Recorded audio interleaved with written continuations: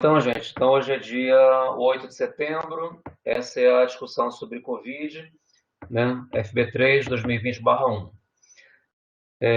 Eu não sei quantos aqui conseguiram ver a apresentação que eu mandei o link, que é uma apresentação que eu achei muito didática e que vai servir como uma boa base para a gente discutir hoje sobre Covid, que é uma apresentação do Anderson Oliveira, que eu acho que vocês devem conhecer, foi o ex... Beleza, Giovanni. Ele é o ex-secretário da SVS, né, da Secretaria de Vigilância e Saúde do Ministério. Ele teve à frente de toda a resposta, né, inicial à Covid, né, até sair por divergência lá, né, com o governo. Mas é um cara que antes mesmo da Covid já tinha uma super experiência. É um cara da Fiocruz, assim, gente boa, né, um colega. E ele montou esse site, esse blog, que chama epidemiologista.org. Depois, inclusive, é bom vocês darem uma explorada no site dele, que é bem interessante, tem mais material legal, né? Não é só esse da Covid, não. O foco dele, às vezes, é um pouco mais em vigilância, né? Porque essa é a vocação dele, mas acho que para a nossa discussão de hoje vai ser bem legal poder usar o material dele. Então, eu vou passando o material dele, eu fiz umas anotações para ir comentando com vocês. Tá? E aí, como sempre, me interrompam, né? Se alguém tiver algum comentário, alguma dúvida, até porque, como eu vou botar a tela cheia, eu não vou mais conseguir ver o chat quando eu compartilhar a tela, tá bom?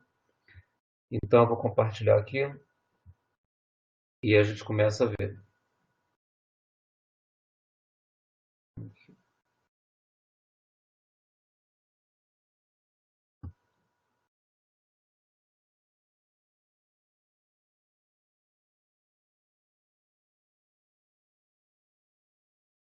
Eu acho que eu não fiz a coisa certa aqui. Espera aí, só um minutinho. Não fiz certo, não. Fiz errado. Tem que compartilhar a janela do aplicativo. Pronto.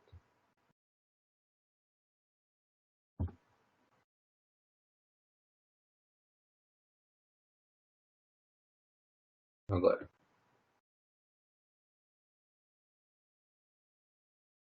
Ok.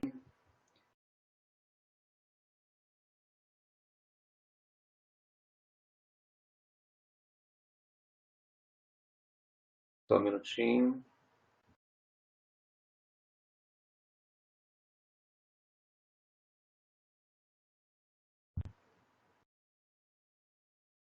Pronto.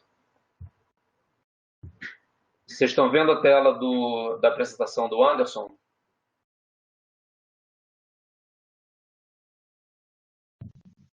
Sim, professor. Ok. Sim. Então, beleza. Então, vamos em frente. Então, olha só, gente. É, eu espero que vocês tenham tido tempo de dar uma olhadinha, mas mesmo quem não teve, né, eu vou parando nos pontos que são importantes para a gente, né, para entender tanto a história natural da doença, que agora você já sabe o que é, né, por isso a sequência que a gente fez, e aí discutir os pontos importantes da pandemia, do vírus, da doença, né, porque tudo que a gente puder aproveitar, né, da pandemia para a gente avançar o nosso curso vai ser interessante.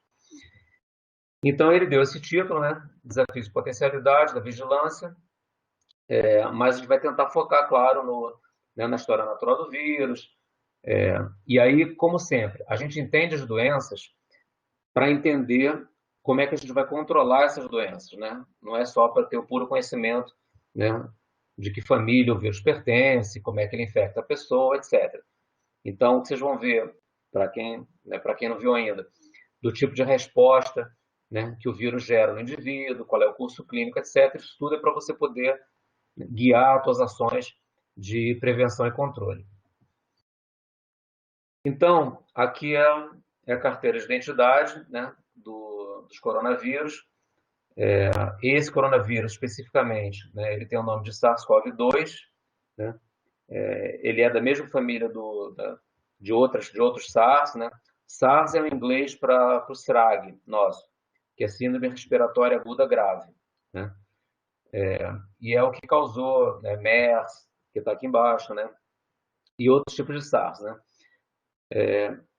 A taxonomia, não vamos gravar nome, né? Gênero, etc. Mas esse coronavírus tem como hospedeiro primário morcegos e roedores e não se conhece ainda hospedeiro intermediário. Esse é o tipo de informação que é bom e que é ruim para a gente agora. Por que é ruim? Porque está faltando para a gente alguma cadeia, né, nessa, nessa linha de informação que a gente teria que ter para saber todo o ciclo de transmissão, né, como é que o vírus, em quem ele se alberga, onde que ele está guardado, onde que ele fica reservado, etc. Como é que ele sobrevive no ambiente, na falta do hospedeiro, né, por exemplo, se ele matar, se ele tiver uma letalidade muito alta, né, em quem que ele sobrevive. Então, os primários a gente sabe, o intermediário, né, não se conhece. E, então, assim, é ruim porque você não tem conhecimento, mas o interessante tecnicamente, que eu acho que eu já falei semana passada, é a gente, junto, descobrir a história natural da doença. Né? Assim como aconteceu para o pessoal que fez FB3 em 2015, por aí, 16, quando o Zika estourou, ninguém sabia direito, né?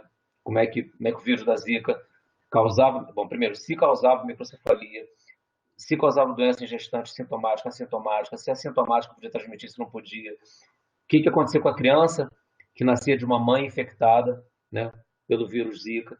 Então, assim, foi uma tragédia também de saúde pública, não tão grande quanto a crise que a gente está vivendo agora, mas foi uma situação muito ruim, mas que na parte biológica foi assim, até esquisito falar interessante, mas assim, do ponto de vista científico, você vê o conhecimento da doença ser adquirido em tempo real, você vivendo esse processo, é uma coisa rara, né? Então, assim, eu não estou animado porque tem pandemia, obviamente, mas né, o fato que você descobre a cada dia uma coisa nova, que a gente vai discutir algumas delas hoje, né, não deixa de ser cientificamente interessante. Então, o vírus afeta humanos, né?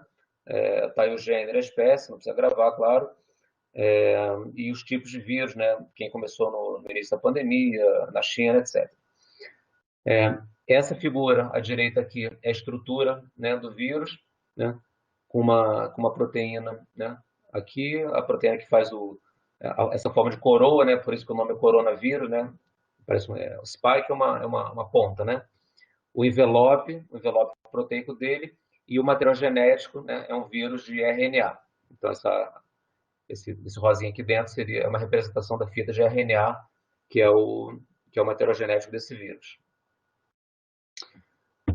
E aí, o Anderson botou alguns desafios, né, para o coronavírus.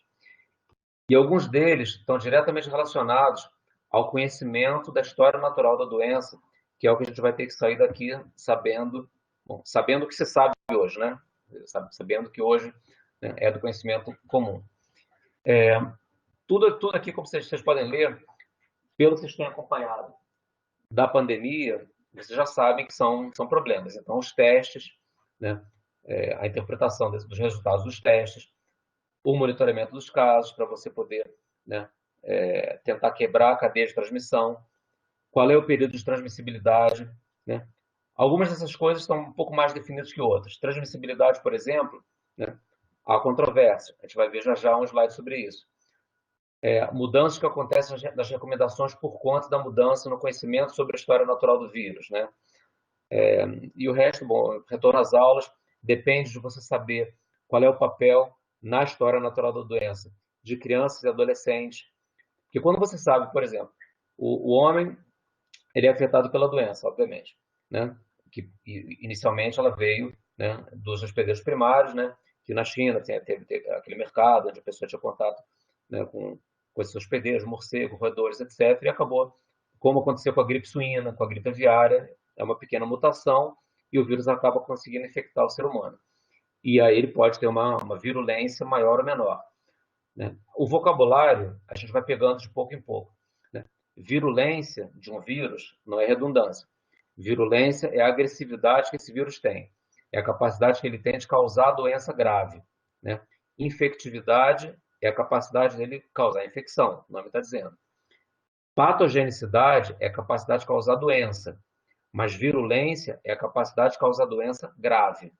Então, o vírus ele sendo muito infectivo, tendo infectividade alta. Ele infecta muita gente, mas ele pode ser pouco patogênico. Então, assim, por exemplo, a vírus não, vou dar exemplo do. Vou voltar na tuberculose. É um micro-organismo, é uma micobactéria, é um vírus, que ele tem uma infectividade alta, mas uma patogenicidade baixa. Quer dizer, ele infecta muita gente, mas causa pouca doença. E virulência é se a doença, uma vez que ela aconteça, se ela é grave ou não. O SARS-CoV-2, ele é um vírus com uma alta infectividade, uma patogenicidade média, né? Porque o número de assintomáticos, né? Sintomático leve já é doença, né? Mas, ou seja, patogenicidade, capacidade de causar doença, né? Aparentemente é média, mas a virulência é relativamente alta, porque dos casos, né, que acontecem, das pessoas que desenvolvem doença, quer dizer, tirando os assintomáticos, né, um percentual, até hoje, que a gente acha que é importante, desenvolve doença que exige internação, e parte dos que são internados desenvolvem quadros graves, e um percentual relativamente pequeno vai a óbito. Então, a letalidade, que é outro nome que esse você já conhece, a letalidade, que é a proporção dos que morrem dentre os doentes, ela ainda é pequena. Agora, tudo isso, você faz essa cadeia, que eu estou dizendo agora, de quantos são infectados, dos infectados, quantos ficam doentes, dos doentes, quantos desenvolvem doença grave, e desses, quantos vão a óbito, para você poder usar os conceitos de infectividade, patogenicidade, virulência e letalidade, isso depende muito dos números que você tem na tua população. Então, eu volto aqui ao primeiro ponto: testes. A gente sabe que disponibilidade de testes é um problema sério. Mas aqui vamos focar na interpretação dos testes e não na disponibilidade do insumo. Né? Se o Brasil consegue ou não consegue importar da China ou de algum outro país, né, testes rápidos, né, sorológicos ou PCR, que a gente vai falar sobre os dois. Então vamos guardar o assunto dos testes para falar um pouquinho mais à frente, quando eu mostrar a curva, né, da viremia, quer dizer, da carga do vírus no sangue, né, e da resposta de anticorpos, né, que é a resposta humoral, que o vírus também ele proporciona no ser humano. E bom, eu só vou chamar a atenção um pontinho. A atenção primária, ela está aqui embaixo, não tem a ver com a história natural da doença, nem com o vírus em si, mas é importante, né? É porque essa mesma apresentação eu usei na vigilância. E eu não quero deixar de falar para vocês, né? Porque semestre que vem vocês vão estar em vigilância, e já serve para agora, né? Para a vida, né, profissional de vocês que já está em andamento, né? Que você tem que ter uma boa atuação da atenção primária, até para voltar no segundo ponto aqui, o monitoramento dos casos e no rastreamento dos contatos. Então, a integração entre a vigilância, que é informada pelo nosso conhecimento que a gente está discutindo aqui sobre o vírus em si, como é que ele funciona, e a atenção primária, essa integração é super importante para uma resposta efetiva. Mas vamos guardar na cabeça que a gente vai voltar a falar sobre os testes no contexto de como o vírus se comporta uma vez que ele infecta uma pessoa. E está aqui o esquema da história natural da doença, que vocês já viram na semana passada, mas esse especificamente, né, para o coronavírus, né, o SARS-CoV-2. E lembra, SARS-CoV-2 ou o novo coronavírus é o vírus. Covid-19 é a doença. Então não vai dizer assim, eu fui infectado pelo Covid-19. Não. Você ficou doente com a Covid-19, porque você foi infectado pelo novo coronavírus ou pelo SARS-CoV-2.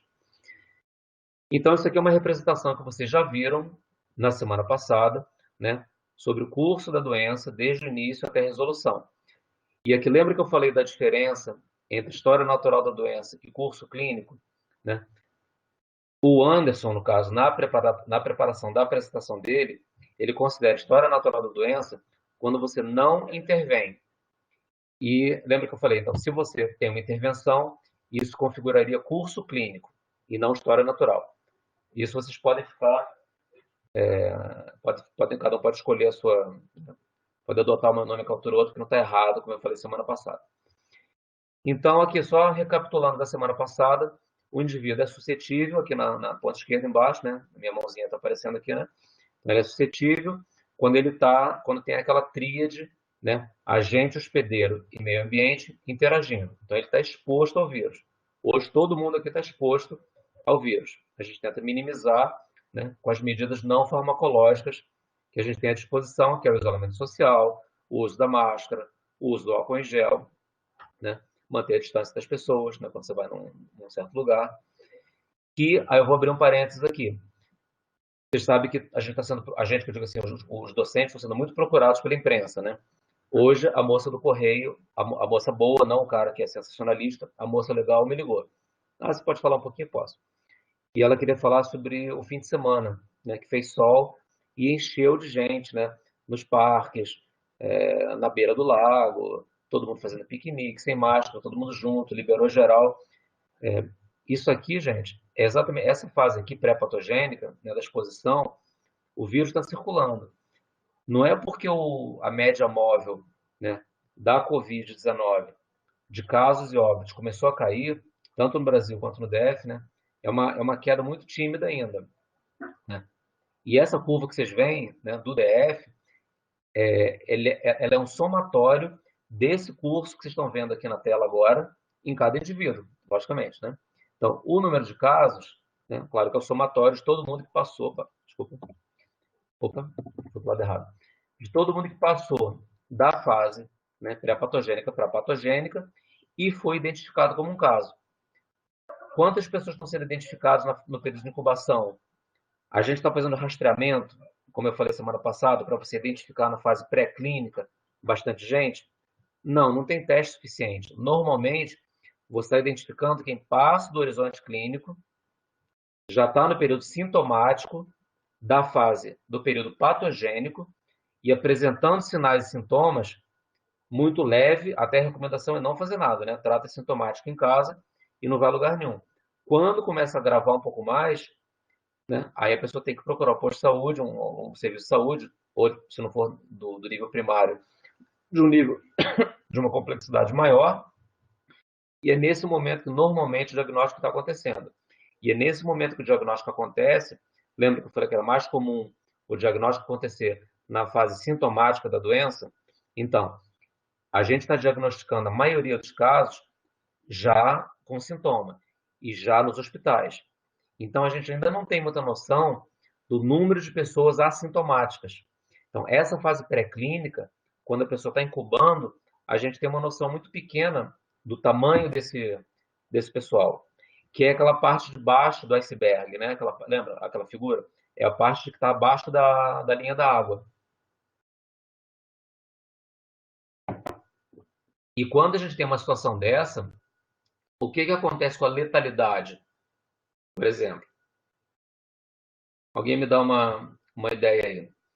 Você não está conseguindo identificar os assintomáticos, porque não tem teste suficiente e você está notificando e está contando como casos só as pessoas que já chegam no hospital, né, que precisam de cuidado, ou seja, um estágio mais avançado da doença. Quando você calcula a letalidade, que é o número de pessoas que morrem dentro do grupo de pessoas doentes, o que isso vai fazer com teu coeficiente de letalidade pela Covid-19? Vai aumentar, vai diminuir ou não vai alterar?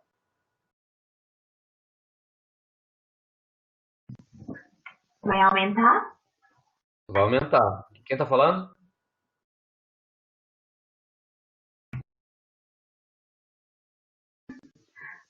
Maria História. Então, Maria Vitória, por que você acha que vai aumentar? É que eu não estou vendo o chat, por isso que eu estou perguntando quem é, tá? Porque não estou com o chat aberto.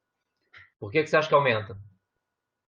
Porque aí você não vai ter todos os casos das pessoas que estão infectadas. Então, quando você for dividir, não tem o que é real, né? Vai aumentar. Assim, você vai ter menos pessoas doentes. Seria isso? Você vai ter menos pessoas doentes? É quase Isso, isso, quando né? você for fazer o cálculo do que é o real, do que é real. Você tem menos pessoas doentes do que o número real, tá certo.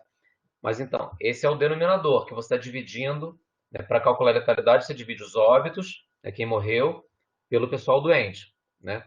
Então, você tem menos gente doente embaixo. Então, aí é uma questão matemática, né? Então, se você tem menos gente Uhum. embaixo, o resultado da tua fração vai ser um número maior. Se você, então, perfeito. Então, aí se você conseguisse, sei lá, a gente importou milhões e milhões e milhões de testes, conseguiu testar em massa a população e achou um bando de assintomático.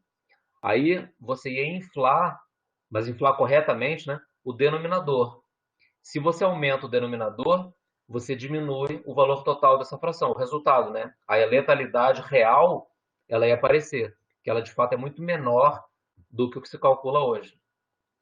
Por isso que mais para frente, vocês vão ver aqui, né? Quem já não viu de novo, o Anderson faz questão de botar mais para frente quando tem as curvas, inclusive quando ele vai falar da letalidade, o número de testes por milhão que cada país tem realizado. Porque você compara a letalidade entre países e aí parece que no Brasil morre muito mais dentro do grupo de doentes. Não, é que está testando menos, né? E aí você, como a Maria Vitória falou, não tem o número real de doentes, você tem um número reduzido de doentes. Que se você tivesse mais gente, essa letalidade seria diluída, né, entre aspas, e o número real, que é menor, ele apareceria. Então, joia. Então é isso. Então você tem exposição que você não consegue, desculpa, que você está interagindo no ambiente, como todos nós. Se você passar para o período patogênico, você vai para a fase pré-clínica, onde idealmente você gostaria de identificar as pessoas. Se você não faz isso, você consegue normalmente identificar depois que a pessoa passa para essa fase clínica, onde já tem sinais e sintomas. E depois, mais para frente, né? Aqui lembra aquela fase de recuperação, né, de qualidade de vida, reabilitação, prevenção terciária, você já vai passar para recuperação de alguma deficiência, etc. Ou você pode evoluir para óbito, né? Enfim, a evolução vai depender de do curso clínico, se houve intervenção, né, naquela pessoa, tá? Então, essa é só uma recapitulação, mas aplicação na Covid-19 do conceito que vocês viram semana passada da história natural da doença. As medidas preventivas são as mesmas de qualquer infecção respiratória, né? Que é transmitida por por aerossol, né? Por fomites, que são, né? Enfim, pode ser o meu telefone, uma maçaneta, a bancada da tua mesa, né? Quando, né, é por espirro, fala, tosse, que se transmite. Então, você, com lavagem das mãos, que é o que tem sido preconizado, descarte de materiais infectados, né? Desinfetar as superfícies, né? Como a gente tem visto muita gente fazer, porque os coronavírus, a família dos coronavírus, né? Não sobrevive um tempo muito longo, mas pode sobreviver por um tempo razoável em superfícies como aço inoxidável, plástico ou tecido. Aí é uma coisa interessante, porque quando você pensa qual é assim, intuitivamente, se eu perguntasse para vocês, qual é a superfície que você acha que um vírus vai sobreviver mais tempo? Uma superfície porosa, assim, rugosa, né? Ou uma superfície como aço inox, super lisinho, né? Intuitivamente, assim, eu, antes de estudar esse ponto especificamente, eu achava que era mais fácil ele durar numa superfície porosa, né? Porque né, tem onde se esconder, tem onde aderir, porque o aço inox ele, né, é super liso e tal. É o contrário. Em superfície lisa, como aço inox, plástico, tecido liso, o vírus sobrevive mais tempo do que numa superfície porosa. Então, por isso que maçaneta é um perigo, corrimão de escada é um perigo, né?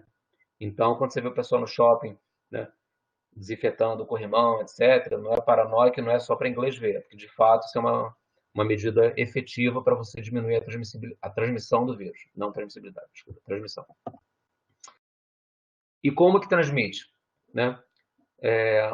Os coronavírus, né, da família, do resfriado comum, né, como qualquer vírus respiratório, contato direto com secreção infectada ou gota de aerossol que está em suspensão, né, que você pode inalar. Esse é o problema desses vírus. Como pode ficar em suspensão, né, é muito fácil que se fosse, por exemplo, uma bactéria mais pesada que você tosse e ela vai para o chão rápido. Né? Não é o caso desses vírus. Eles ficam em suspensão durante algum tempo. Então, podem se espalhar facilmente dentro de uma casa, né? Dentro de um ambiente fechado, sem ventilação. Transporte público é um problema por causa disso. Por que que hoje a gente fala que a reabertura do comércio é um problema? Né? Quer dizer, agora tem que se abrir com calma, porque de fato começou a melhorar a situação. Mas tem que se monitorar com muita cautela os indicadores, para você não ter uma subida de novo da curva. E por quê? É menos pelos locais de trabalho, onde as pessoas vão, né? Onde dá para fazer essas medidas que a gente estava falando antes, limpar a superfície, manter distanciamento, usar máscara, etc. Mas no deslocamento, né, das pessoas casa-trabalho, quem usa transporte público é muito difícil, porque no começo se recomendava, né? Todo mundo sentado, banco sim, banco não, aquela história toda. Na prática, não é isso que tem se visto, né? Então, você vê gente aglomerada, vê gente não usando máscara direito, máscara no queixo, gente lanchando no ônibus, aí baixa a máscara, enfim. Então, você pode até fazer a parte certa, você atua, né? Mas o cara que está a menos de 1 metro de você, ou a 1 metro, não fizer a coisa certa, né? Não adianta. Inclusive, vocês sabem que o uso da máscara, na verdade, ele é mais efetivo para prevenir a infecção de você que está com a máscara para o outro, do que prevenir que você se infecte com uma pessoa sem máscara que falha ou espirra na tua frente. Então, claro, as duas pessoas usando máscara diminuem bastante a probabilidade da infecção em ambos. Mas se você tivesse que escolher quem usa é a pessoa que está infectada. Se você só tivesse uma máscara para um par de pessoas. Então, no começo, era uma coisa quase que para o bem comum. Você saía de máscara porque você não sabia se você estava infectado. Então, você queria impedir que você passasse para as pessoas. Só que agora, claro, você tem que usar também para impedir que você se infecte. Então, por isso que máscara hoje você não pode sair sem, até por lei, né? Tem decreto que no DF você não sai sem máscara. E surtos são comuns em instituições de longa permanência. Esse último ponto aqui. Aí tem a ver com, uma vez que uma pessoa entra no período patogênico da história natural da Covid-19, os fatores prognósticos, que vocês viram semana passada, eles vão ser mais importantes para prevenir um desfecho, para prevenir, não, para predizer um desfecho ruim em pessoas de idade mais avançada. Porque quando a idade aumenta, existe uma imunodepressão natural. Então, as suas defesas elas vão cair naturalmente conforme a idade avança.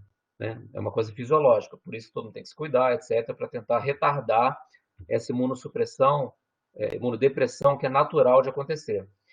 E aí o exemplo que se dá normalmente quando a gente fala disso é a Suécia. A Suécia, no começo da pandemia, ela escolheu, né, deixar, assim, não fechar muito a sociedade e deixar as pessoas se infectarem. Ninguém falava assim, vamos esperar a imunidade de rebanho. E vocês já viram o conceito em algum lugar, né? Que é quando um percentual da população está imune, né? Mas não é 100%. Então, um suscetível, a chance dele encontrar uma pessoa transmitindo, ela diminui bastante, porque tem muita gente imune circulando na população. E essa imunidade no grupo, na população, ela pode se dar por vacina ou por infecção natural. Né? Como não tem vacina para Covid, por enquanto, o percentual de gente que está imune hoje na população, ele está imune porque se infectou e se recuperou. Né? A gente ainda não sabe, uma das questões que está aberta é quanto tempo dura, né, essa imunidade que a infecção pelo coronavírus, por esse novo coronavírus, confere. A gente não sabe o tempo que dura. Já tem assim, aí qual é a questão que vem na cabeça da gente na sequência? Então, quer dizer que é possível reinfecção? É outra pergunta da história natural que a gente não sabe ainda. Tem uns casos que parece que identificaram, né, que era reinfecção, porque a cepa era ligeiramente diferente. O tipo do vírus tinha alguma mutaçãozinha que parecia que não era a população original do vírus que infectou a pessoa. Mas há controvérsias. Pode ser que a pessoa não tinha, né, eliminado totalmente a população viral que tinha infectado, e aí, né, um tempo depois, aquela população replicou de novo e foi aparecer. Então, isso não está super definido, mas se, de fato, a imunidade conferida pela infecção natural, já que não tem vacina, da Covid-19, se essa imunidade não for duradoura, a gente está numa situação bem difícil, porque o famoso passaporte da imunidade, né, queriam dar para as pessoas que tinham adquirido a infecção, isso cai por terra e a gente está ferrado, em bom português. Porque hoje a vacina contra a gripe, que a gente toma sazonalmente, né, a cada começo da temporada de gripe, ela protege contra os principais vírus circulantes, incluindo H1N1, né, até a temporada seguinte. Então você toma em março, abril, por aí, para se proteger durante, né, a temporada de gripe daquele ano que você se vacinou, e até o ano seguinte você não se preocupa. Porque se você pegar, a infecção vai ser branda e muito provavelmente, como a vacina tem uma efetividade boa, eficaz, é em laboratório, né? É em ensaio clínico, né? Ambiente controlado. Na população a gente fala de efetividade, né? Então, como ela é tanto é eficaz quanto é efetiva, num grau bom, muito provavelmente você não vai se infectar, né? Dos vírus que estão circulando naquele ano, ou se você pegar a doença, vai ser uma doença branda. Então, tranquilo. E aí, vou só terminando a questão dos idosos. Na Suécia, como a Suécia escolheu não fechar a sociedade no primeiro momento, morreu muito idoso em casas de permanência de idosos, naqueles asilos. Porque estava circulando todo mundo, né? Não tinha aquele lockdown, isolamento, né? Muito restrito. Então, os trabalhadores que cuidavam desses idosos, os familiares, todo mundo continuou tendo contato. Os idosos não saíam, claro, porque estão lá em casas de longa permanência, mas o vírus foi levado até eles pelas pessoas que estavam circulando e não ficaram em isolamento. Então, hoje, né, hoje se acredita, né, claro, perguntar para um sueco, talvez ele discorde, mas a maioria das pessoas acredita que foi um erro estratégico fazer isso. Como no 15 para as 8, eu vou começar a dar uma mini acelerada aqui. Acelerada em termos de pular slide, não de falar mais rápido. Esse slide ele é um pouquinho mais complicado, mas eu vou falar, ele tem a ver com a história natural da doença, mas ele é um conceito que a gente não tinha falado semana passada, que é o de intervalo serial. Intervalo serial é esse período entre o sintoma do caso primário e o sintoma do caso secundário. Então, o que você quer para controlar bem uma epidemia? Você quer que esse intervalo seja o mais longo possível. Se ele for longo, te dá tempo de agir. E quanto que esse intervalo entre os sintomas do caso primário e os sintomas do caso secundário são longos? É nesse cenário 2 aqui. Olha, cenário 2. Intervalo serial é quando é que ele é maior, quando é que ele é grande? Quando ele é maior que o período de incubação. E quando que isso acontece? Essas curvinhas azuis aqui, que tem formato de sino, é uma representação do período de transmissibilidade, de infectividade da pessoa que está doente. Então, olha só, quando é que é mais longa a duração entre começar sintoma no caso primário e começar sintoma no caso secundário? É quando o caso primário ele infecta só depois que ele começa a apresentar sintoma. Porque o caso primário ele sempre começa nesse gráfico aqui a apresentar sintoma na linha pontilhada. Nesse segundo caso, olha como essa curva aqui azul, que tem formato de sino, ela está mais deslocada para a direita do que essa primeira e do que essa terceira. Ou seja, o caso primário, ele começa a transmitir mais tarde. Como ele começa a transmitir mais tarde, e o caso secundário, que é esse aqui, ele tem que incubar também, você vai ter um intervalo maior entre o início de sintoma, que é a fase, que é a linha pontilhada vertical aqui, e o caso secundário começar a ter sintoma, que é nesse ponto aqui onde está o meu mouse, né? Com isso, o intervalo entre os casos primários e os secundários aparecerem vai ser maior. E aí você tem um pouco de tempo, e além de ter tempo para tratar o primário e não sobrecarregar o serviço, né, até que chegue outro caso, isso te informa sobre a história natural da doença. Porque quando você tem um intervalo, aí você. Então, isso é uma implicação para o serviço, para você conseguir dar conta de responder, né, os casos que estão chegando para você. Quando que os casos vão chegar muito rápido, um atrás do outro? É no cenário 3 aqui. Quando, antes de apresentar sintoma, que é essa linha pontilhada aqui, né, o caso primário, aqui o caso primário, né? Ele começa a apresentar sintoma aqui. A transmissibilidade começa antes dos sintomas, aqui, e a maior parte da transmissibilidade acontece antes dele começar a apresentar sintoma. Então, se grande parte da transmissibilidade é antes do caso primário ter sintoma, o caso secundário ele já vai ter se infectado mais cedo, então o período de incubação dele ele vai ser, em média, menor também. Então, ele vai começar a apresentar sintoma mais cedo, em média. Então, comparado com o primeiro caso, com o primeiro cenário, que é uma distribuição igual de transmissibilidade antes e depois do indivíduo ultrapassar o horizonte clínico, que é quando ele começa a apresentar sinais e sintomas. Comparando esse caso, que é nesse caso o intervalo serial, que é O intervalo entre sintomas no caso primário e sintomas no caso secundário. Nesse caso aqui, quando a transmissibilidade ela é no mesmo período, antes e depois do aparecimento de sintomas, no caso primário, nesse caso aqui, esse intervalo serial ele é igual ao período de incubação. Se essa transmissibilidade é empurrada mais para frente, no caso primário, você tem mais tempo entre essa sintomatologia, entre o primário e o secundário, do que a incubação. E no terceiro caso, que é o que você não gostaria de ter, é muita transmissibilidade antes do aparecimento do sintoma, no caso primário. Aí o que acontece com isso? Os casos vão vir tudo encadeado um atrás do outro. O primário, o secundário logo depois, o que esse secundário gerou é logo depois, e vai vir um atrás do outro, tudo na sequência rapidinho. Aí pode sobrecarregar o teu sistema de saúde. Né? Então, aqui está um exemplo claro da relação entre você conhecer, que isso na verdade não se sabe ainda direito. Isso aqui são três hipóteses para a gente tentar, e daqui a 1 ano, 2 anos, 3 anos, a gente não vai provavelmente mostrar 3 cenários diferentes. A gente vai dizer, olha, a transmissibilidade do paciente com Covid, ela se distribui ao redor do aparecimento de sintomas, mais ou menos como no cenário 1, no 2 ou no 3, a gente vai saber. Hoje, a gente tem essas 3 hipóteses, né? E você, à medida que a epidemia continua avançando, você vai medindo o intervalo entre sinais em casos primários e gente que ele transmitiu, ou seja, os contatos desse caso primário, e você vai começando a aprender como é que é a transmissibilidade desses casos infectados pelo novo coronavírus, né? Então, para encerrar, isso que eu queria dizer. Esse é um bom exemplo da interação entre o conhecimento do vírus em si e da história natural ou curso clínico da doença e a aplicação disso na vigilância, na organização dos serviços e na atuação como gestor de saúde pública, como sanitarista. Tá bom? Professor, Oi. tem algum material escrito que explica essas fases? Porque, sinceramente, não achei muito fácil, não. Não, Achei não é difícil. fácil. Não é fácil realmente.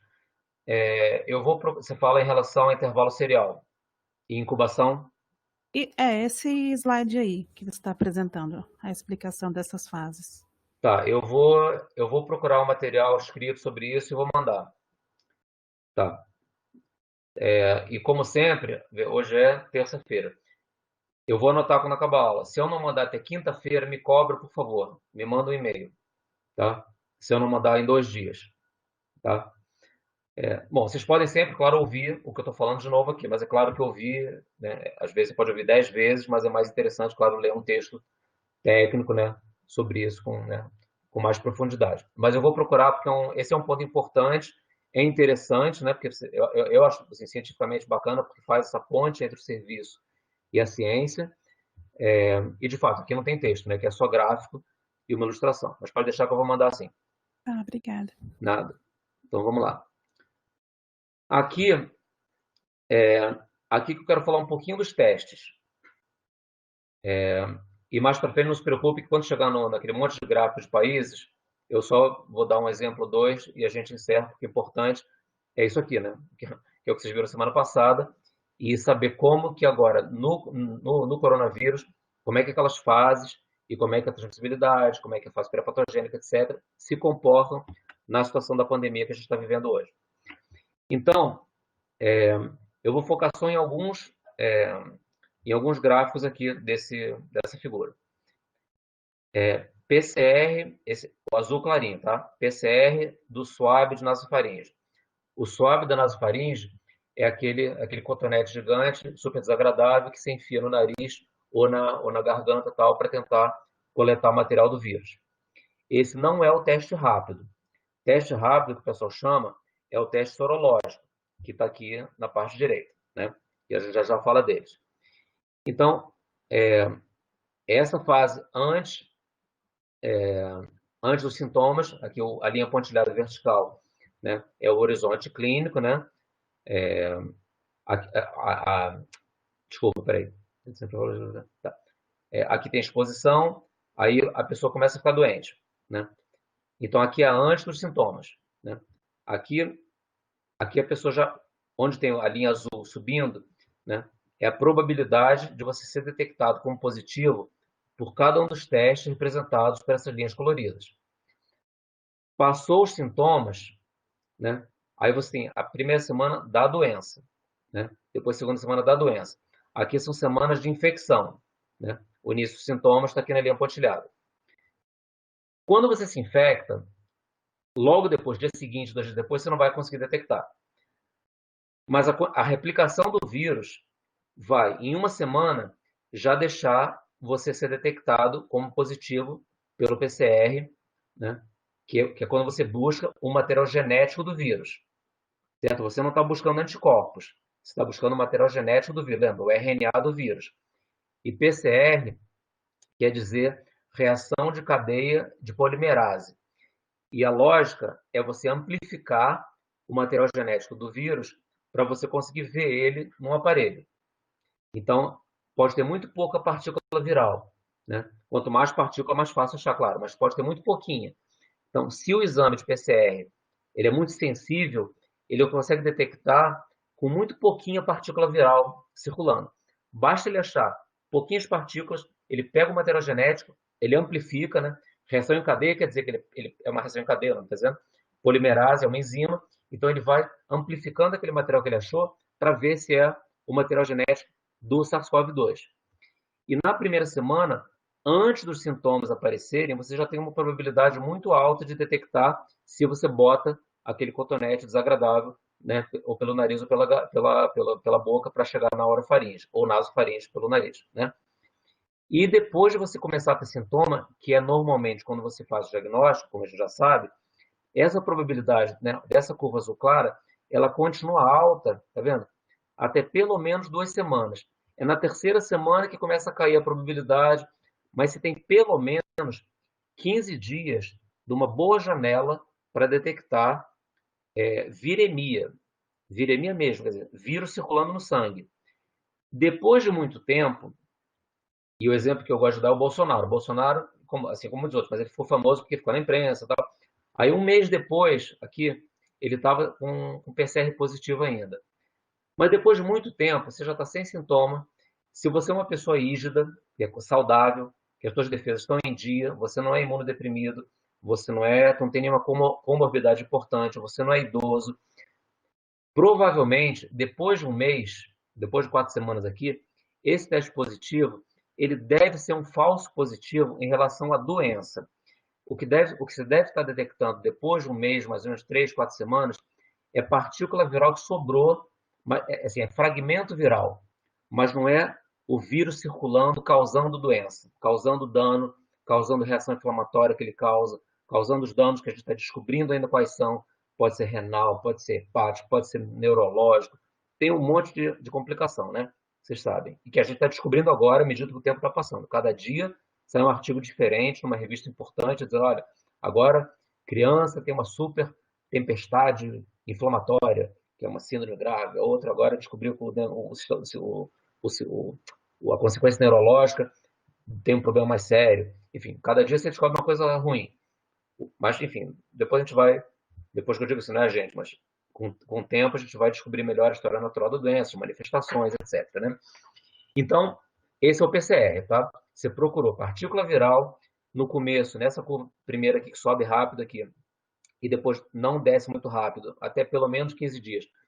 Você está provavelmente detectando vírus circulando que causa a doença mesmo, então você está em franca viremia, né? Doente mesmo, né? Essa é a fase que você transmite bastante. Então, é nessa fase que você tem que estar isolado, você tem que ter seus contatos rastreados, os seus contatos testados, isolados, para quebrar a cadeia de transmissão. Beleza? Então, esse é o PCR. Vamos comparar o PCR agora com os testes rápidos, que são aqueles de picar o dedo e você vê o sangue, botar o sangue, que não tem aquele teste de gravidez, né?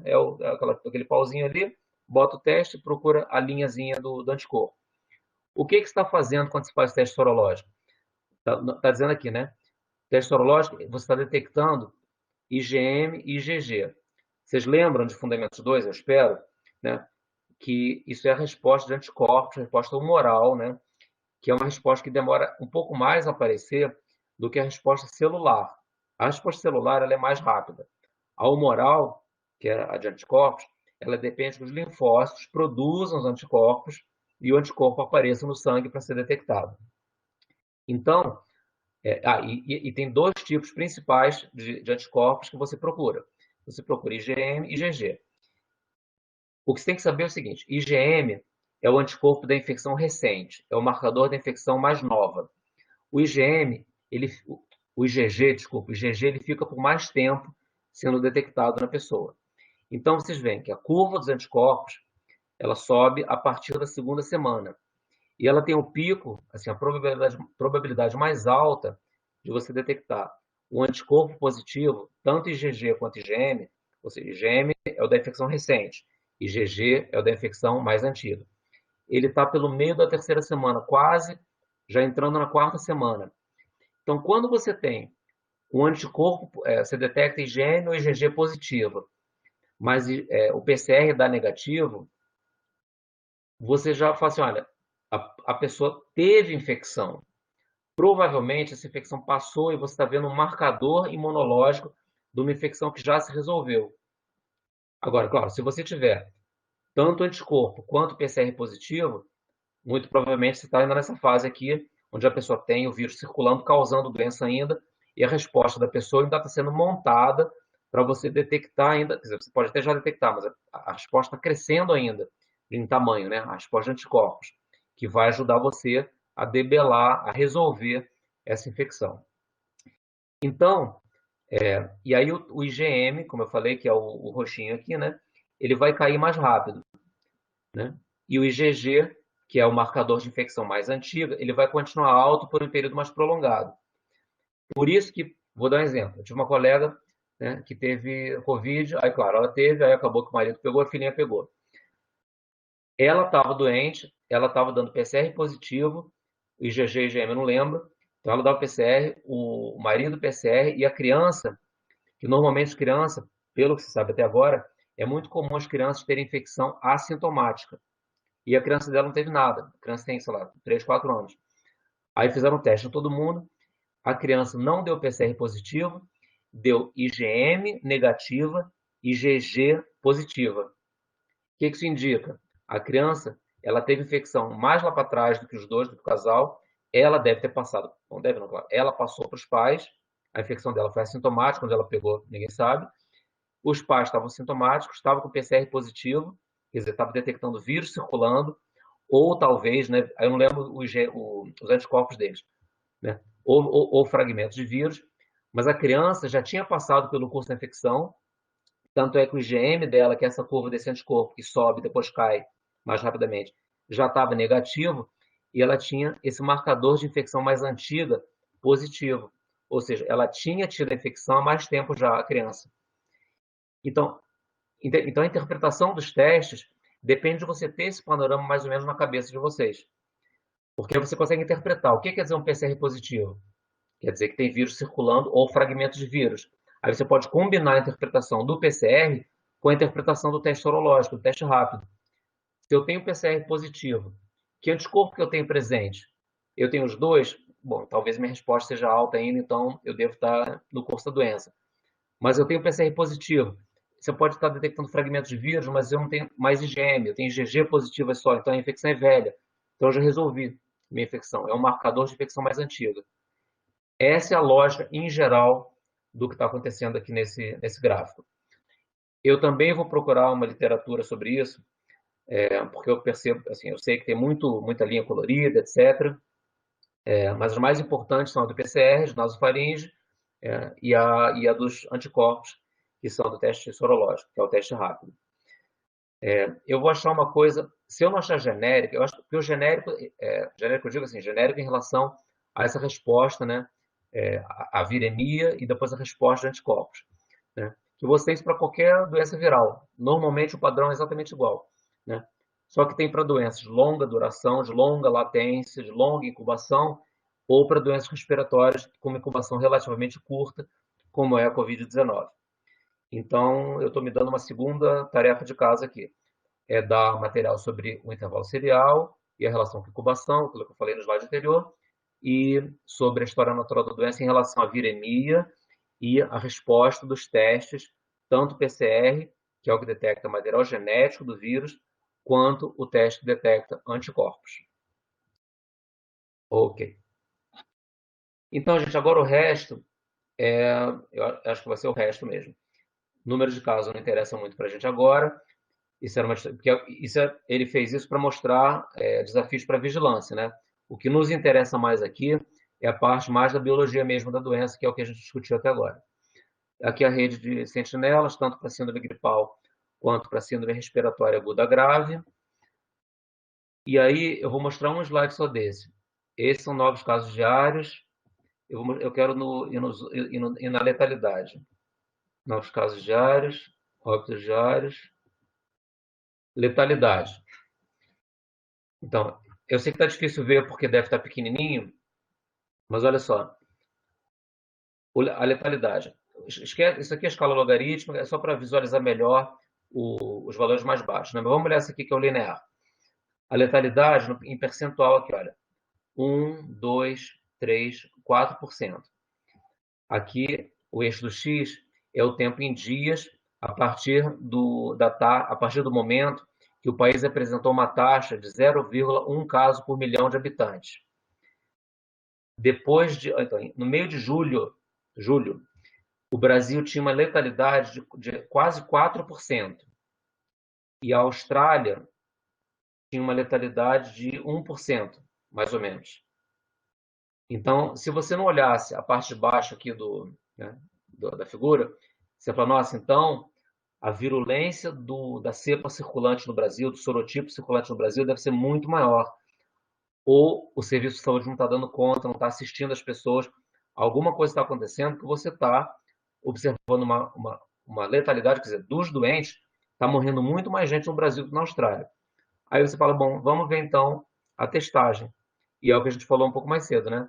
O Brasil, ele estava testando 23 mil testes por milhão de habitantes.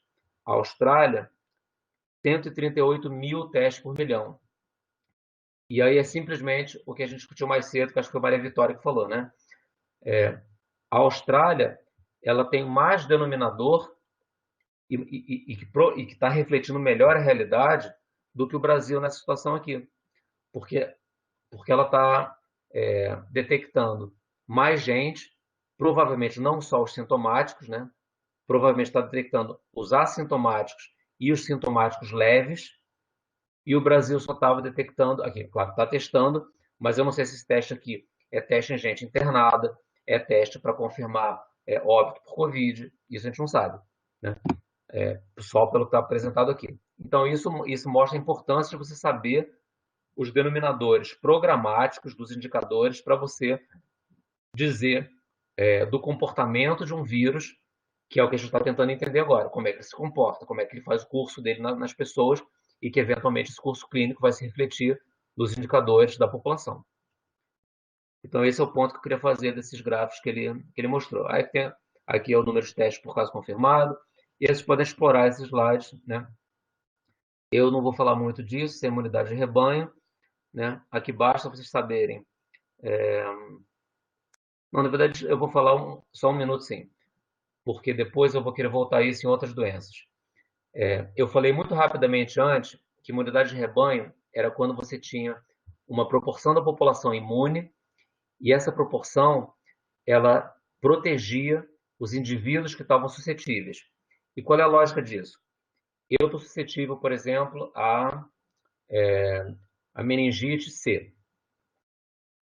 Eu não tomo vacina, porque minha família é contra por motivos religiosos. E eles são anti-vacina. Então, eu não tomei vacina da meningite. Só que a minha rede social, todo mundo com quem eu convivo, todo mundo vacinou contra essa meningite.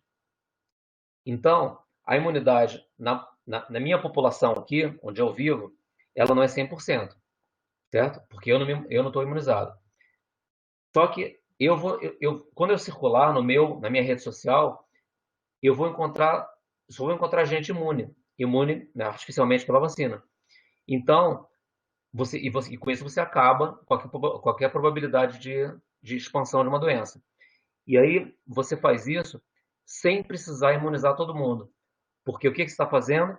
Você está impedindo que pessoas suscetíveis encontrem uma pessoa que está infectando. Porque o suscetível ele vai estar cercado de pessoas imunes. Aí seja por infecção natural, seja por vacina, não interessa. Mas esse é o conceito. E aí tem uma figurinha. Bom, essa figura é o seguinte. Eu vou só falar uma coisa sobre ela. Vocês talvez tenham ouvido falar na imprensa da taxa de reprodução da doença, que estão estimando, etc., para a Covid, que aí agora virou moda. Mas virou moda, mas não é uma coisa interessante e importante do ponto de vista técnico. A taxa base de reprodução de uma doença é o número de casos secundários que cada caso primário consegue gerar, se encontrar, claro, pessoas suscetíveis à sua volta. Quanto maior esse número, aí intuitivamente você pensa, se esse número é 2, como é o caso aqui no alto à esquerda, você assume que o coronavírus novo, numa situação de baixa transmissão, cada caso novo consegue gerar 2 casos secundários, e assim por diante. Essas figuras todas aqui, elas representam 3 ondas de infecção. Então, você começa com um caso em todas essas figuras aqui. E aí, em 3 ondas, então, por exemplo, nesse primeiro exemplo aqui do alto da esquerda, né? A primeira onda é essa pessoa aqui infectando 2, né? Se essa taxa é 2, cada pessoa causa 2 casos secundários. Cada caso secundário vai causar 2. Cada caso que foi gerado causa mais 2. E assim por diante, né? Então, todos esses círculos, todas essas figuras aqui têm 3 círculos, são 3 ondas de infecção. Isso é para mostrar para vocês que quanto maior esse número, maior a força que esse agente tem de se espalhar rapidamente. Então, olha um exemplo. Quando é 2, você tem 15 infectados depois de 3 ondas. Se essa taxa é 3, ou seja, se cada caso primário gera 3 casos secundários, considerando que você não tem essa imunidade, né, à sua volta, se é 3, esse número de infectados depois de 3 ondas é 40. E vamos caminhando e chega no último caso aqui, o sarampo, ele tem uma taxa de 15. Cada caso, se você se introduzir sarampo numa população suscetível, que não está vacinada, por exemplo, bom dia, a população indígena que não tem contato ainda com o branco, uma população indígena isolada. Sarampo, gente, varíola, essas doenças dizimaram várias etnias indígenas no passado. Passado que eu digo assim, nos últimos séculos, né? Não é pouco tempo atrás, não, nos últimos séculos. Porque olha só, olha a força do sarampo. Falei de varíola, né? Antes da vacina, né? Que em séculos atrás também era 6, né? O calculado dessa taxa. Em 3 ondas, você bota numa população suscetível, em 3 ondas tem mais de 250 pessoas infectadas. O sarampo, você bota um caso numa população suscetível, em 3 ondas, e cada onda é um período de incubação, né? Você tem mais de 3.600 pessoas infectadas. Então, isso, sem tratamento, se dizima uma população. Então, esse é o conceito, tá? Imunidade coletiva que eu acabei de falar, né? Vocês podem ver com calma depois essa figura, porque ela é bem ilustrativa, é bem simples de entender.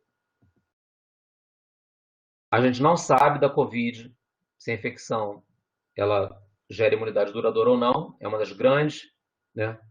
Uma das grandes interrogações da história natural do SARS-CoV-2, né? Que a gente tem que, né, tentar esclarecer. Isso é um gráfico mostrando que a relação entre a taxa de baixa de reprodução, que eu falei antes, e quanto da população você tem que imunizar, seja por vacina ou por, né, infecção natural, para você frear, né, uma epidemia. Então, quanto maior a força desse agente se espalhar, mais gente imune você tem que ter na população para a epidemia começar a decair. Por isso que não é uma alternativa interessante para a Covid, já que não tem vacina, você fala assim, não, deixa a população se infectar, porque vamos supor que seja 2, né? Que é uma situação de baixa transmissão.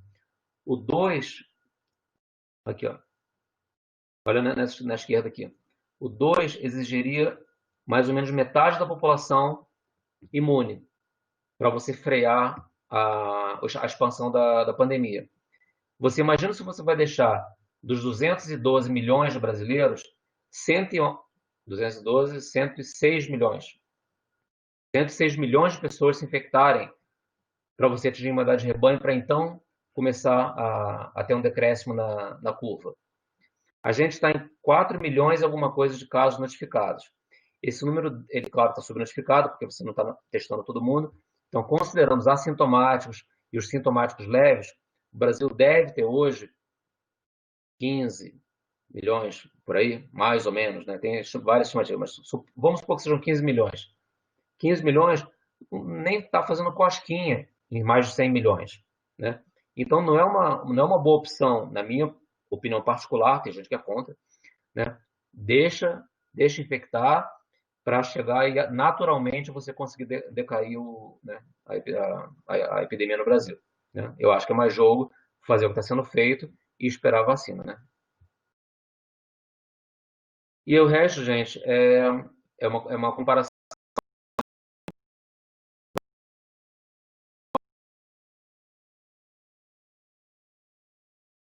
do país, né, tem comportamentos diferentes e fazendo um paralelo com os casos de síndrome respiratória aguda grave, né, que é o SRAG, que é o SARS em português, né?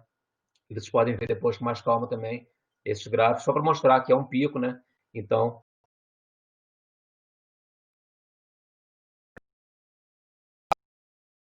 perdido, que é Covid e não está sendo diagnosticado, né, como tal. Porque tem um excesso de casos de SRAG ou SARS no Brasil comparado com os anos anteriores. Esse excesso vai ser por quê? Né? O que tem de diferente esse ano? Tem o novo coronavírus. E aí, inclusive, uma coisa interessante, quando vocês olharem esses slides do final, que eu estou passando agora, olhem que a divisão do Brasil, por exemplo, só vou dar esse exemplo aqui, tá? Essa região noroeste, não é a região norte do Brasil, né? Tá vendo? Noroeste. Então, ela tem Acre, Amazonas, Amapá, Pará, Rondônia e Roraima. Então, vocês veem que não são as macro-regiões administrativas que vocês estão acostumados a ver. Porque essas regiões, para você analisar doença respiratória, elas são agrupadas por temperatura, pluviosidade, umidade, sazonalidade das chuvas, entendeu? Então tem a ver mais com clima e condições ambientais do que com uma divisão geopolítica, administrativa, como a gente sabe, tem norte, centro-oeste, nordeste, norte, né, sudeste, sul. Então você vê que tem uma certa mistura, então é noroeste, centro-norte, enfim, é uma divisão diferente. Então depois vocês olhem esses gráficos, que são interessantes de ver, é comparado com anos anteriores, que é o gráfico que está embaixo à direita, e você compara pelo eixo do Y aqui, quanto que você está acima do que era esperado para a síndrome respiratória aguda grave para o mesmo período do ano, né, nessas regiões agrupadas por semelhança de padrão epidemiológico. Tá? Eu acho que é isso. Bom, aqui essa curva de mortalidade era só para ilustrar a relação de doença respiratória com temperatura e o clima. Então, aí são as regiões que a gente está acostumado a ver. Então, quanto mais para o sul, você vê que a mortalidade ela é maior. Então, vocês veem, eu tenho que arrastar aqui a minha caixinha aqui. Então, na região sul, quem está abaixo desse paralelo 15 sul, né, essa curva mais alta da mortalidade, tá vendo? E a curva e o pessoal mais para cima, né, que está até mais perto da linha do Equador, é uma mortalidade ao longo dos meses, né, que está assim permanentemente um pouco mais baixo, um nível um pouco mais baixo. Então há uma relação entre clima, né, chuva, temperatura, etc., como há com qualquer vírus respiratório, né? Isso ilustra esse panorama. Eu acho que é isso. Assim, o final não é fundamento biológico, mas são só ações, né, recomendadas. Então, considerando que vocês conhecem, então agora o que a gente conhece até um certo ponto, né, como é que o vírus se comporta em cada ser humano e, portanto, né, no somatório da população. Então, o que teria que ser feito?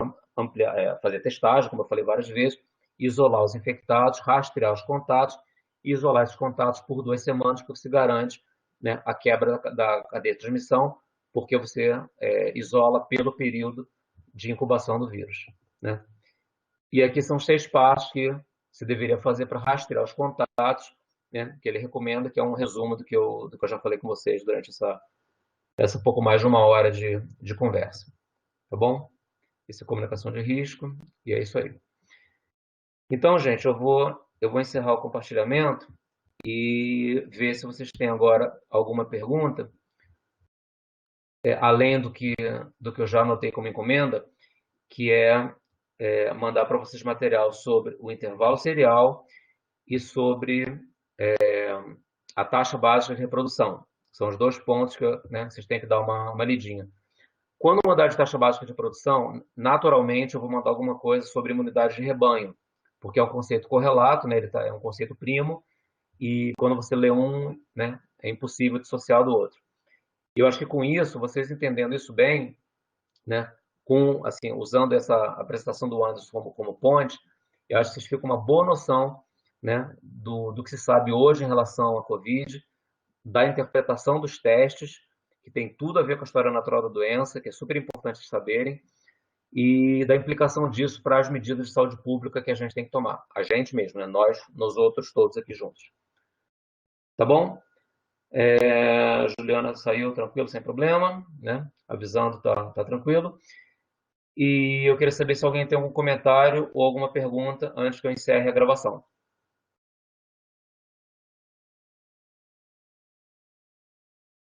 Professor, eu tenho uma dúvida, Fala, Gabriela. porque eu já vi algumas especulações, não sei se é verdade, que o corona sobrevive na água.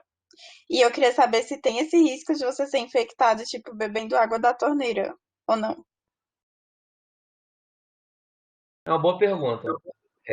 Que eu saiba, não tem prova que essa via de transmissão ela acontece. O que a gente sabe é que o vírus ele é detectável nas fezes.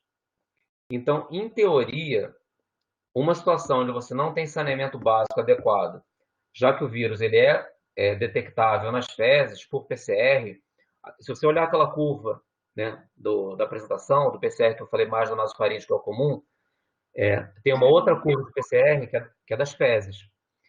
Então, em teoria, você poderia se infectar por água contaminada, mas não está provado ainda. Senão, sei lá, piscina, você acabaria pegando. Bom, aí uma coisa, deixa eu falar uma coisa. Eu estou pensando em compartilhamentos de copo, por exemplo. Mas aí não é pela água que você estaria se contaminando, estaria se infectando. É compartilhamento, porque é a secreção, na verdade, da pessoa, né? E não é porque o vírus está flutuando na água durante um dia e meio e você vai lá e entra na piscina, engole um pouquinho de água e transmite. Você não deve compartilhar garfo, talher, copo com ninguém que está com uma doença respiratória, né? Que transmite por aerossol porque está na saliva, tá na tua orofaringe, né? Mas água, eu acho que não. Tá bom, obrigada.